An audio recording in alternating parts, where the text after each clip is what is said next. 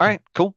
So for the most part, Michael is going to run most of this webinar and go through these slides.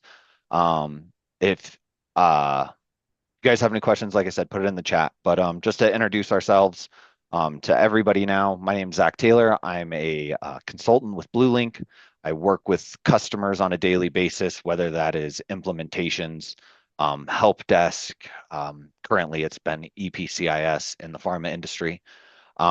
My background is primarily in distribution. I am a big fan of B2B. I am not a big fan of retail. So I just ended up in distribution with the convenience industry. So packaged food, snacks, drinks, candy, general merchandise, things like that. And kind of have a good understanding of the way distribution works. Michael Benedict. Michael has been a sales manager basically since the beginning of BlueLink. He has a ton of experience providing all the information about BlueLink. Michael might as well be a consultant as well, but everybody gets to choose their path.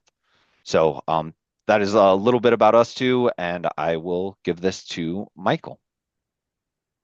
Hello, everybody. Thanks for spending some time with us today. Like Zach said, we're really excited about spending time with you guys today. What we're going to learn about today, or what we're going to chat about actually, is a couple things. Current challenges that we found in the distribution or the distributors world, and more importantly, at least in this webinar today, sales challenges in the distribution industry. We're going to talk about the challenges. We're going to talk about the strategies for success of dealing with that kind of stuff. And then, like Zach said at the end, we will definitely have a Q&A to answer some of your questions. So current challenges for distributors. Let's just jump right in here. There's 8 here. That doesn't mean that there's only 8, but these are the ones that I've seen, or heard about over the years. The ones that Zach may have heard about when we're talking, when he's actually working with his clients. So, but as in the sales process, when somebody is originally talking to me, they might talk to me about, they are currently using QuickBooks or an accounting solution. They're using spreadsheets and manual processes.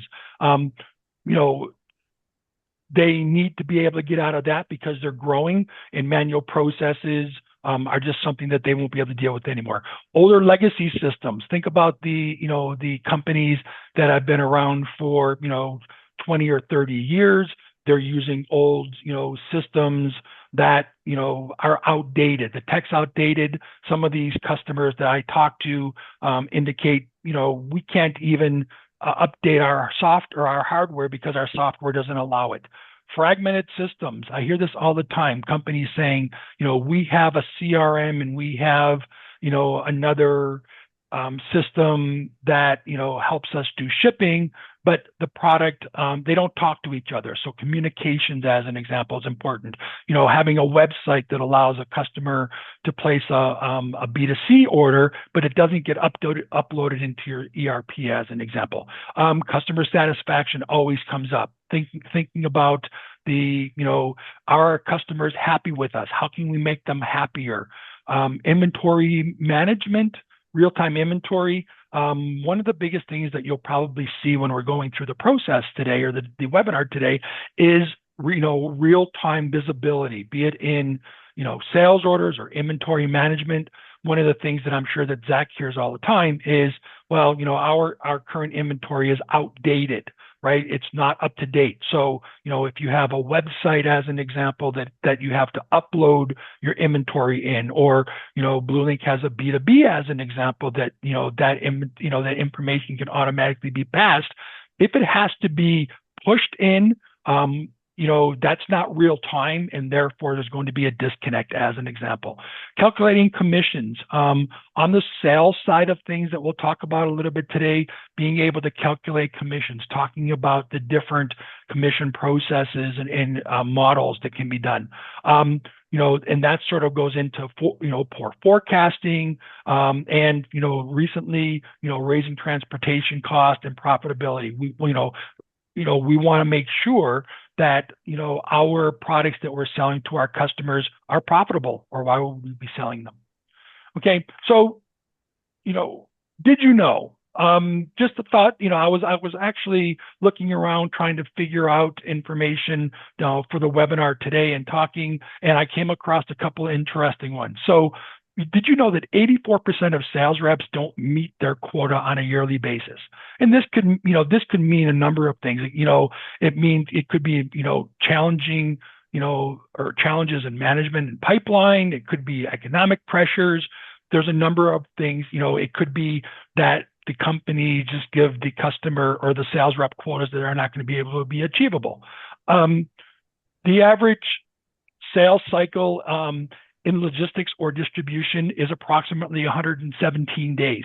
I was sort of surprised to see that, and the only reason why I was surprised to see that is because our sales cycle is close to that, and it's because of the technology, the industry, the size of the deal.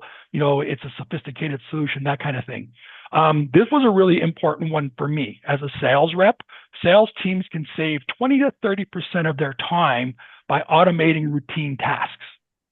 First thing that came to my mind is that's about a day of my time each week, and that allows me to be on the golf course another day. Oh, sorry, it's not golf course. It's actually managing my sales funnel. That's fine.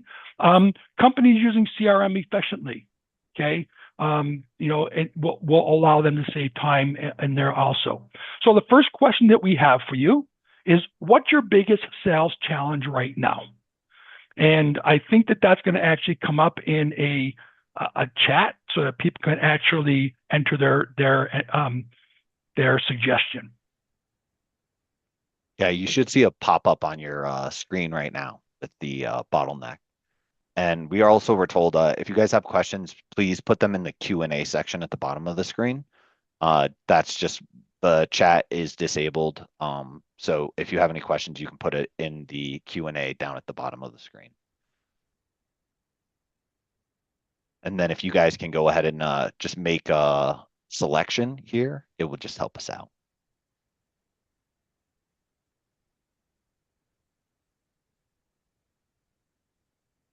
So I'm going to continue. That will accumulate over the next little while, and then what we'll be able to do is come back and answer or give you the results of that information. So key challenges in distribution, or key sales challenges in distribution. This is where we're going to focus a lot of our time on today. And the first thing that we want to talk about is order entry in the field. Sales reps, are frustrated with manual entries or delays from needing to, key or send an email to the office, being able to, have that or have an order automatically be entered into the system. Customers' expectations for fast and accurate orders, as an example. So once a customer places an order, they want that order to be done, to be, sent to them tomorrow or when they want it. They don't want a delay in that particular time. Order entry errors. This is a biggie always, especially if the sales reps that are on the road need to enter it into an email or into a chat that they're using to actually get it back to the service team, because the service team now has to rekey that order in the system. That's sort of prone to sales orders, as an example. Poor visibility in the order status.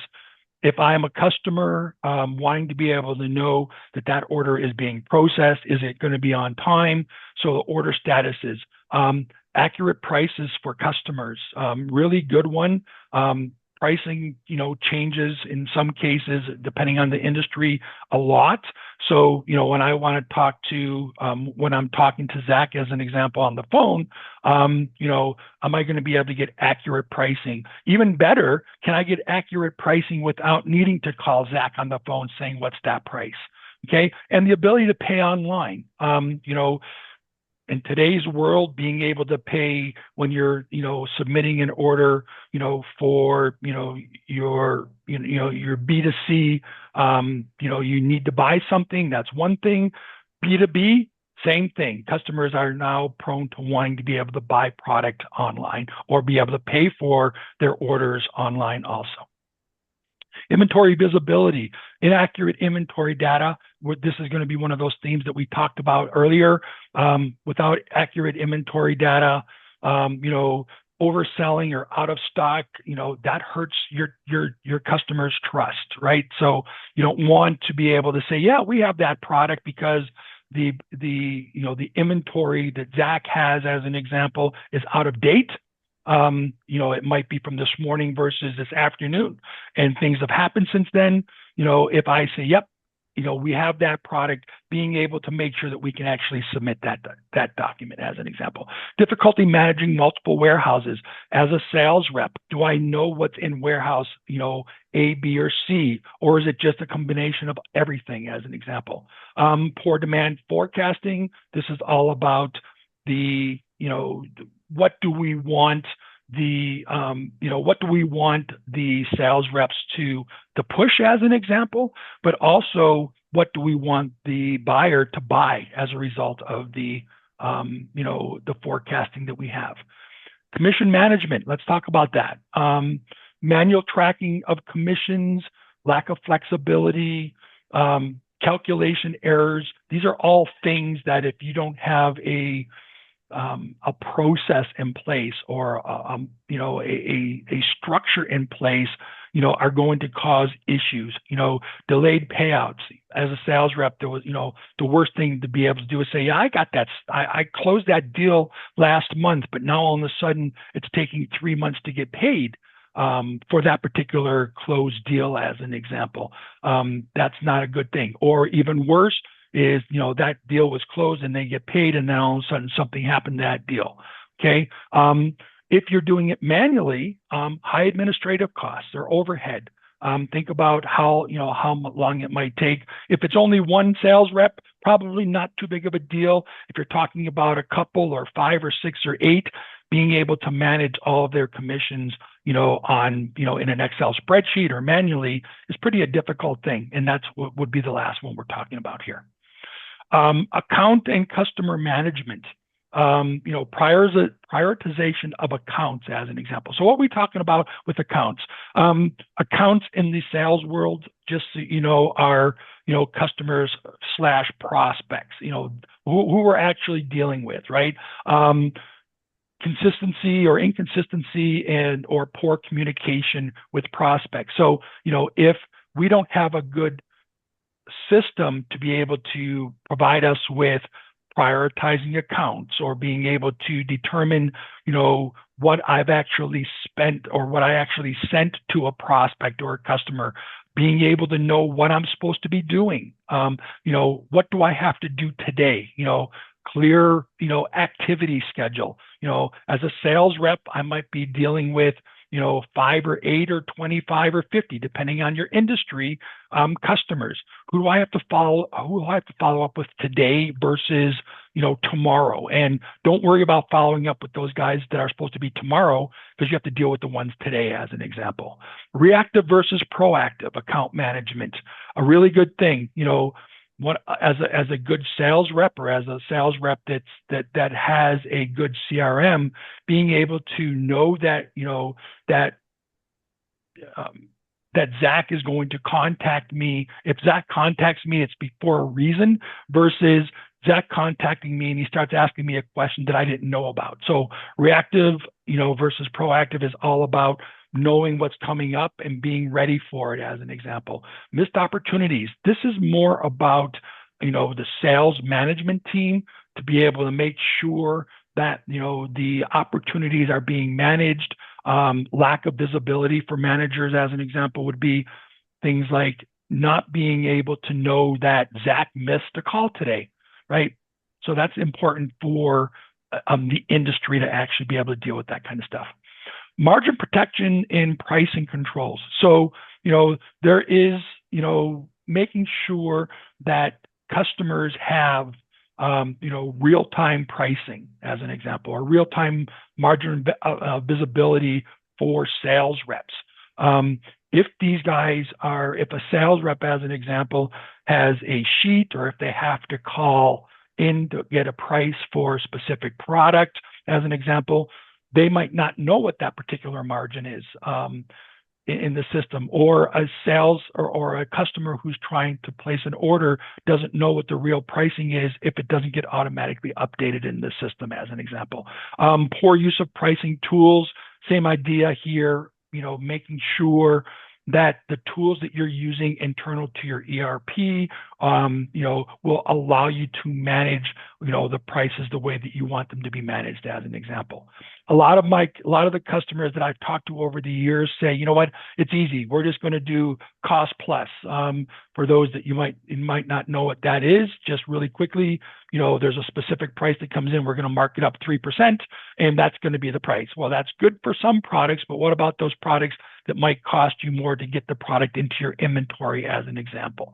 Okay, a limited data-driven decision making. Think about, can I, mark up the product a little bit, or can I discount it a little bit?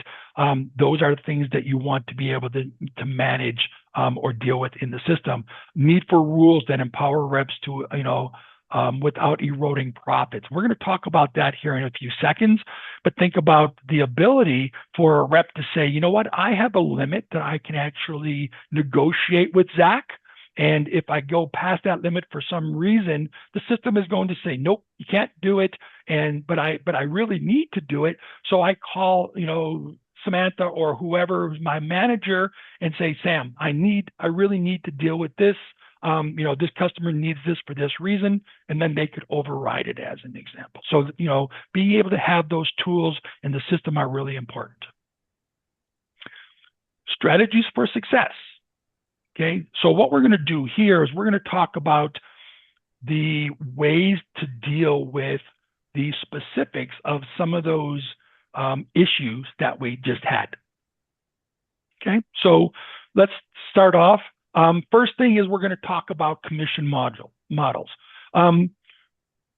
There are a number, as you can see here, of different models that are available in the industry. I know of sort of three. There might be more that are more obscure, but these are the ones that I have at least dealt with, over the years. Percentage of an order, that's an easy one. It's quite basic. Being able to set up a specific sales rep that says, you're getting X percentage for all orders that you're associated with. This is a good overall. It's quite basic and easy to manage, as an example. If you have many SKUs, frequent price changes, that kind of stuff, because what it's doing is it's actually taking the sell price, that's on the order and giving you a percentage, as an example. Okay. Product specific, a little bit more complicated, but a little bit better if you are in a situation where, there is,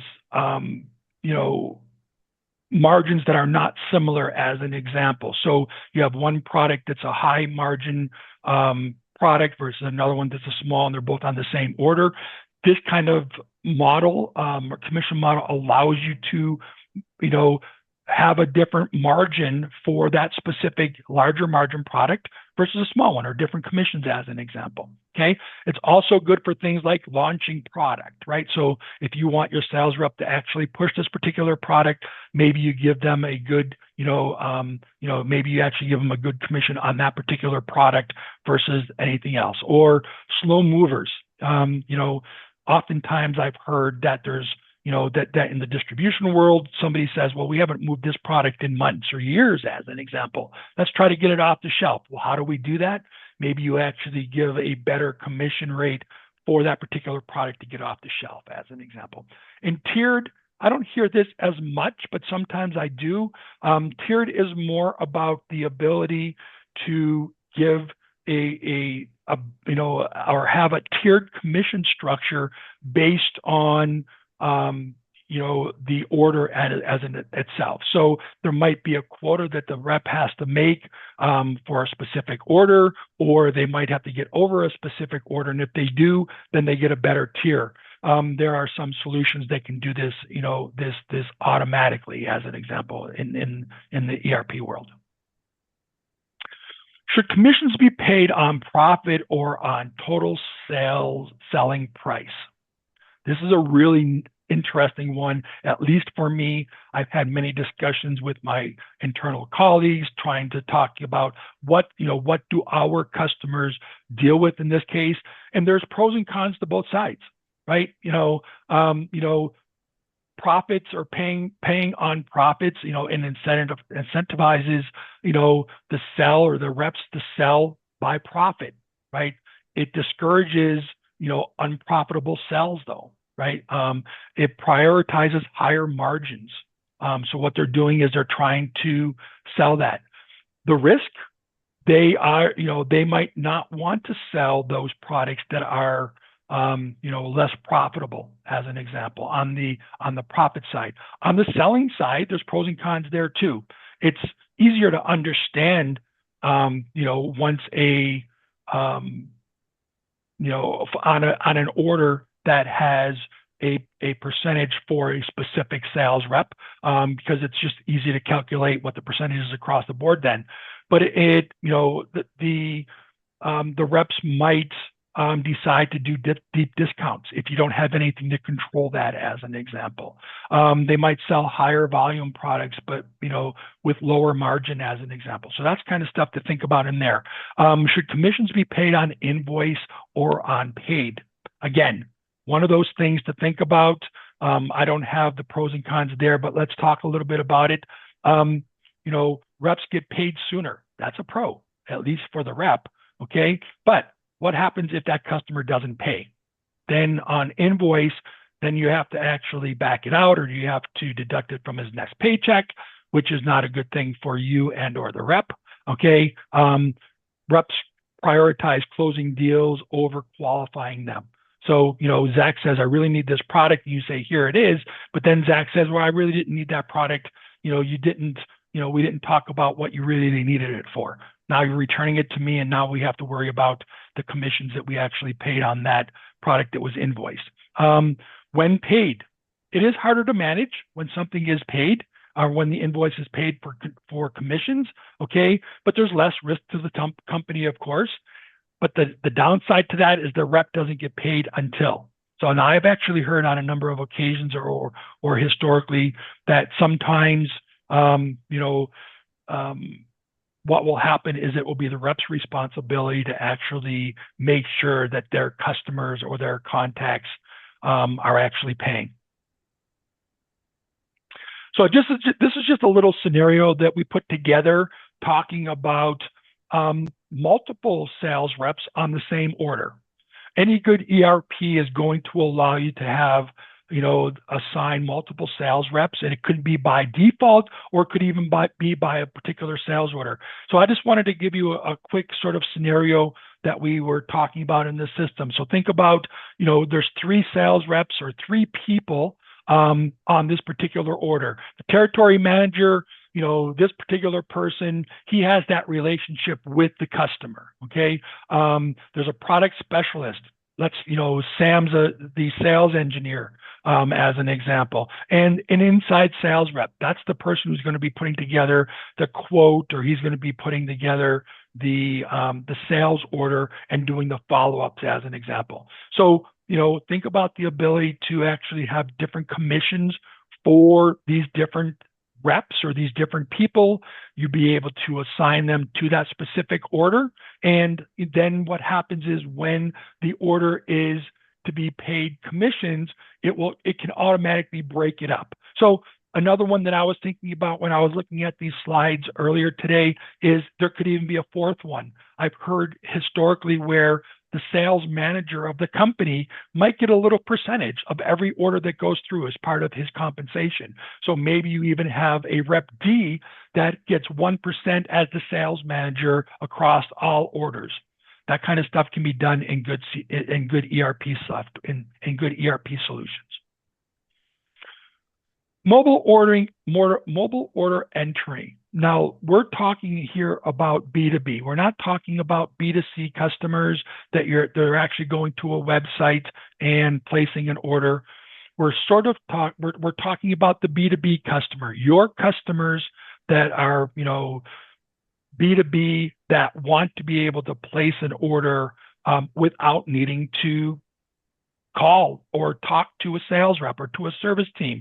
They want to be able to place an order, not just 9 to 5, Monday to Friday, but they want to do it, 24/7, 365 days a year if they want to, as an example. Okay. This kind of stuff has to be integrated to your ERP or to your systems. Real-time processing, updating of prices, inventory management, all that kind of stuff has to be in real time. If not, it's not going to work properly, because then there's going to be disconnects about what's available, what my price is, and then there's going to be issues.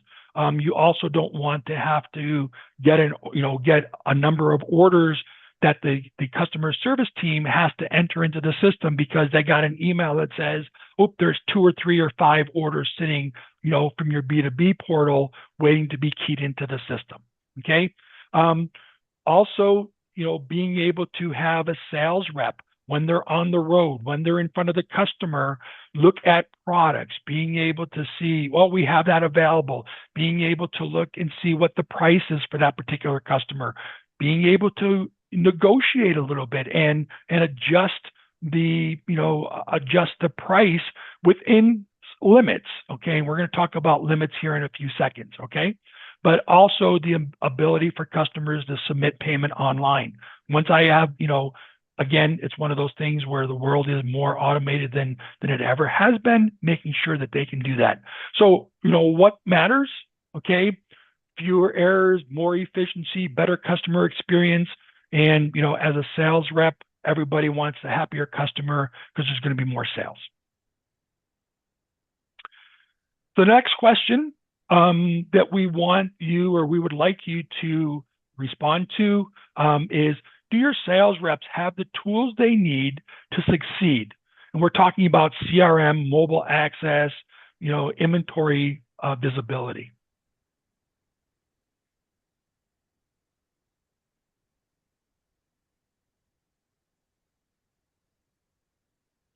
So we'll give it a couple seconds here so that people can actually submit, and then we'll continue on.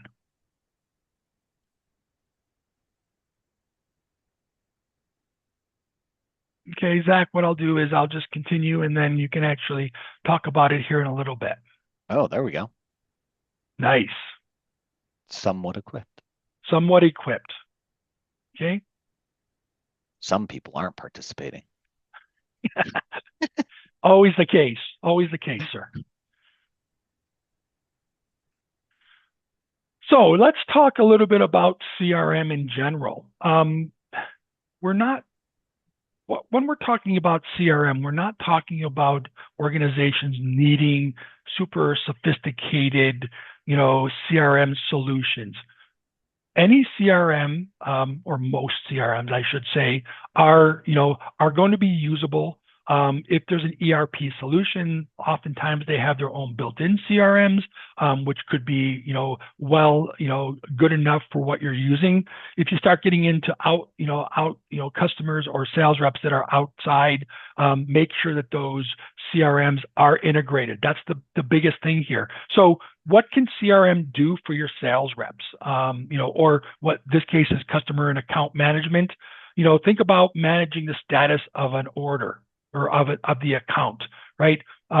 In my world, there were specific stages or statuses that we went through. My sales manager was wanting to make sure that that particular process was achieved, but also that we were moving through the process. And that's exactly what this is. Me being able to look at a specific customer or an account and saying, we're at this particular status. This is what should be next as a result of that. Tracking activities, like I just said, being able to track what's happening. What follow-ups should I be doing? Do I have to send an email? Do I have to invite them to a demo? Do I have to send them a quote? That kind of stuff. Being able to enter notes. This is a real biggie. Every time that I would be every time that I'd be speaking with someone, I would actually go back into my notes prior to that and saying, what did we talk about last? Is there something that I had to follow up with? Did Zach talk to me about the Blue Jays winning the other day, right? That's the kind of stuff that we want to make sure that we can talk about in the next discussion that we have, okay? Associating individuals to an account. CRMs will allow you to say, who the sales manager is, or who the operations manager, who's the buyer, who's the president. As a sales person, we all know that we want to talk to the president versus the secretary potentially, and therefore, we want to make sure that we're talking to the right people and have those names and what their titles are in the system. Manager of visibility. I was sort of just talking about that a little bit. Status of accounts, right? Is the movement of that particular account, is it actually moving? Is it being stagnated? Nothing's happening. Did one of my sales reps forget to do something, or whatever? Do I have enough reps to cover all the accounts that I have? Does Zach have 25 and someone else have 45? Then maybe we have to deal with that to make sure that we can sort of even that out if we have to. Okay. Reporting capabilities are really big. That sort of falls into managing visibility also, but things like, account reports and quote reports and sales reports and analysis reports and even, outstanding AR, for a sales manager, really, really important to be able to look at that and see that. I was saying earlier, sometimes sales reps are responsible to get that payment in. Outstanding AR for the sales rep would be really important to be able to say, I get on the phone with someone and start talking to them about something and say, but Zach, haven't paid in a couple of weeks. When do we expect a check from you, as an example? Pricing and threshold controls. We were talking about pricing earlier a little bit, but let's get into it a little bit here so we can actually talk about what I was talking about or discuss what I was talking about. Managing pricing, not just preventing a sales rep from being able to negotiate or discount, but setting thresholds and limits so that the rep has some flexibility in performing or doing a discount if they need to, but at the same time, setting a limit that says, you only get this amount of discount capability. And if you do need to go below that, get an approval, or you need to have an approval from your manager to actually provide that or offer that discount to the customer. Okay. Now, in our system, as an example, that kind of stuff is going to be in the ERP, but it's also being developed, into the B2B portal so that sales reps that are on the road can actually deal with that kind of stuff also. Okay. Why have discount limits? Basically, bottom line is to protect margins, right? If, you don't want the sales rep, you don't want to give free rein to a sales rep that says, yeah, you can discount it to get the order. At the end of the day, you need, profit on that particular order. I've actually heard on many occasions where customers might say, I'm not worrying about this particular product. We can sort of eat that particular one as long as the overall, profitability of the order is acceptable, then we'll accept that. Then that's good. That's your sales structure. But then that falls into, pricing, and the paying commissions on margin versus paying commissions on product, as an example. Okay. Providing or improving forecasting. If you have limits, that the discount is not going to go below this, and therefore your pricing forecast or your forecasting improves a little bit better. Okay.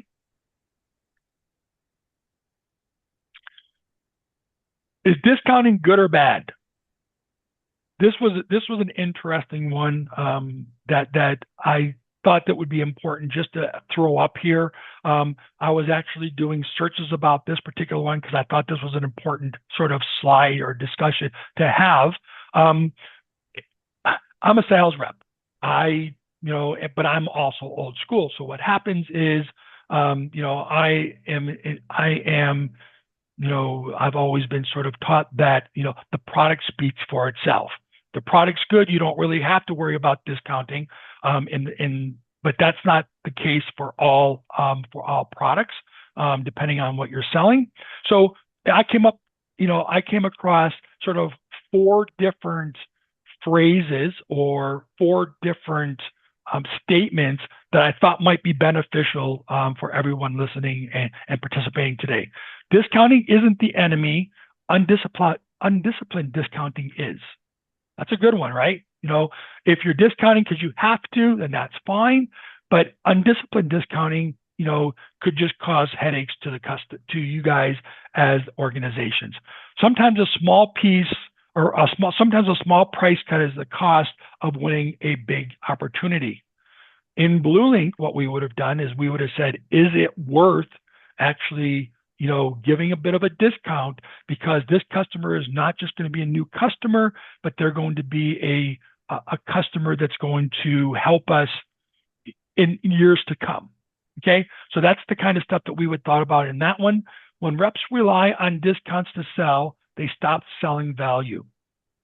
Really big, important thing. So if I'm talking to, one of my customers and they say, well, I'm not sure about the price, yada, yada, and you start saying, well, I'm just going to give you a discount, maybe you'll buy. Now it has a lot less to do with the product. Of course, it still has to be able to be a sellable product, but it has a lot less to do with the product and a lot more about the value of, the discount. And therefore, is that going to be the best sell that you want? Okay. Last thing that I even underlined this one because I thought this was sort of the best one. If your product always needs a discount to sell, it's time to rethink your pitch or your pricing. Right? Think about that one as in, if your reps are always coming to you saying, I need the discount, I need the discount, I need the discount, is your price too high in the beginning? Right? And is it just a matter of you discounting just because? Real-time inventory visibility, just really quickly here, because I'm looking at time. Integrations, with back-end ERPs, we know about that. Inventory that automatically gets allocated when an order is processed or when its product is received.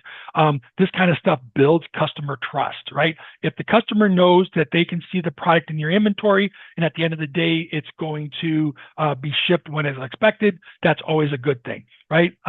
Customers and reps always knowing that the inventory is available. This helps buyers determine what to purchase as an example, but it also, helps the sales team, with, slow moving products as an example. Another question really quickly here. How confident are you in the effectiveness of your current sales process and commission structure in driving performance and growth? I thought that was a pretty good one too. I'm not sure who actually came up with that one, right? But that's a pretty good one. I'm going to continue here just because of time. Recapping. We're almost done here. As you can see, recapping 5 key strategies for refueling sales, the sales success. Modernize your sales infrastructure. Number 1, ensure your CRM and ERP can communicate with each other. If you have a CRM that is not part of your ERP or any other system that doesn't communicate with your ERP or solution that you're dealing with, that's bad. You have to make sure that that happens. Give your reps the ability to enter orders while on the road and provide them with the ability to see real-time inventory. Number 2, okay, make sure that your reps have the tools that they need to be able to go on the road, do their jobs, make it more efficient to them, that kind of stuff. Number 3, look at your commission structure, making sure, that the team is going to be motivated, that, and that you have the ability to scale what you're actually offering your reps as an example. Okay. Number 4, ensure that your sales team, are using CRM tools. One of the biggest things that I hear all the time is I ask the question, 99% of the time, what is your sales team using? If they're using CRM, it's, yeah, we're using this particular CRM or whatever. If they're not using CRM, I ask the question, what are they doing? Well, they're doing it manually. And what does that mean? Well, they're using emails, they're writing it in pads, they're using it in text. It's like, how do you know what they're actually communicating or what they're doing? The answer most of the time is we don't. And therefore, as the company, being able to understand or have a tool that allows you to manage the team and allows the team to manage themselves is really important. Last one here, number 5, if your company allows reps to offer discounts, implement a pricing, a pricing structure to make sure, pricing controls, to make sure that they give them the ability to negotiate or the discount if they have to, but also to protect your margins. By all means, anybody can contact Blue Link if you have any questions, further questions.